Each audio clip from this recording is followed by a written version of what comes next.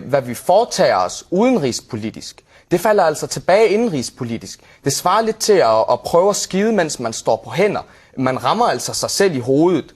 Og vi kan jo ikke ledsage den amerikanske besættelsesmagt i Irak og i Afghanistan og myrde flere 100.000 civile og fordrive millioner, uden at der er nogen fra underklassen, der kommer til at gøre et eller andet. Men hvordan er det, vi skal gøre det bedre?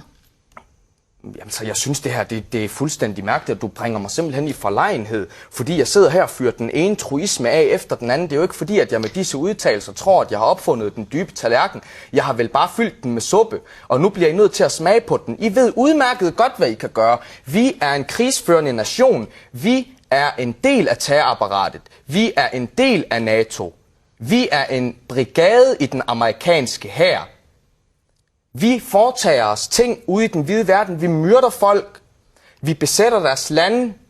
Vi laver alle mulige ting, som ikke er i orden. Altså, sig mig, hvor mange gange har vi haft gang i vores hangarskib og jetjagere og sørøverkikkerter og ubåde og droner og elitetropper og officerer og satellitter og aflytninger og jammere? Hvor mange gange har vi haft gang i de her ting? Vi foretager os nogle ting ude i den hvide verden, som vi bliver nødt til at forholde os til. Men skal vi blande os helt udenom, hvad der foregår i Mellemøsten? Jamen, vi hørte jo lige her på News, inden jeg kom på, borgmesteren i Aarhus om, at det er mærkeligt, at de her unge...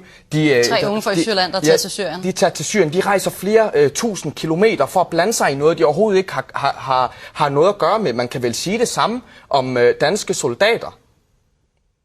Mener du ikke det?